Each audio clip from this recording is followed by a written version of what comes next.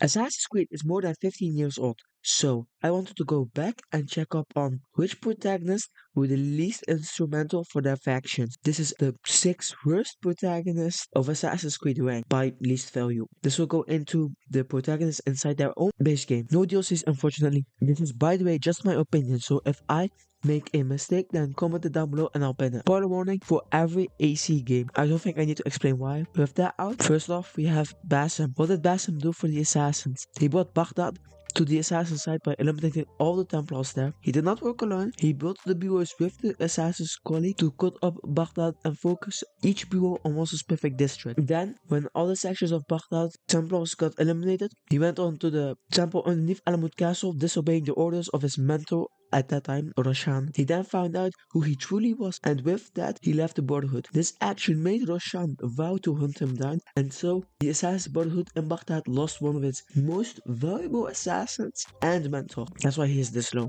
Next up, Arno. Yeah, he did not do much for the Brotherhood. He did take down the Templars in Paris, but this was not done to bring liberty to Paris. No, it was done for the sole purpose of revenge. At the start of Assassin's Creed Unity, Arno loses his biological and adopted father by the same people who his stepsister Elise had to lead. This was done because the Assassins and Templars wanted to find an alliance to make sure no senseless blood got spilled. But they did spill because the Templars in their true colors love the chaos order brings. They wanted to fight the Assassins and to rule over the masses. The Templars higher up don't care about some measly soldier that literally does everything they order them to do in the hope that they can find themselves in the same chair as their higher-ups. Arno drove the Templars out of a big city, but the way he did it was not approved by the traditions of the Assassins in Paris. That's why he's here. He's only higher than Basim because he still wanted to fight for the Assassins later on, and we know that. Next up is Jacob and Evie Fryer. At the start of Assassin's Creed Syndicate, Jacob and Evie were already fully fledged assassins. They did leave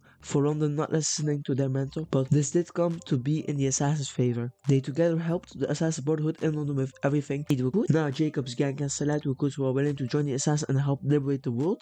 Need more research on these two artifacts and their locations. Evie's got that covered. Not only did they liberate London, but it was full of Templars in every single corner, they also set London up to be one of the biggest bases in the modern day. If that's not good enough, then I don't know what is good enough. But this is 2 people doing it, and not just 1 person. And if you just want 1 person, then you got Eivor. She never officially joined the Assassins, but did knowingly help them out throughout the Brotherhood in England, which one again was the target to the mass sieges of the Templars. One by one, he went to every major city and snuffed the Templars out and took ancient assassin artifacts and manuscripts back from ruins. But this generosity to the assassins only got bigger with the crystal ball. Eivor was the one who handed Colonel Kenway's ancestor the crystal ball for the purpose of hiding. This ball would later on help Colonel Kenway in finding Achilles and doing everything he did. The only thing Eivor never did after the raids was join the assassins and lead them to a better future than the one he made. Next up, Edward. Edward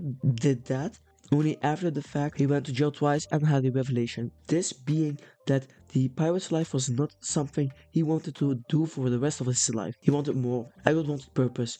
So he did not join the assassins at the start of the game. He did help them instrumentally against the Templars in the Caribbean. The seas were a dangerous place to travel at those times.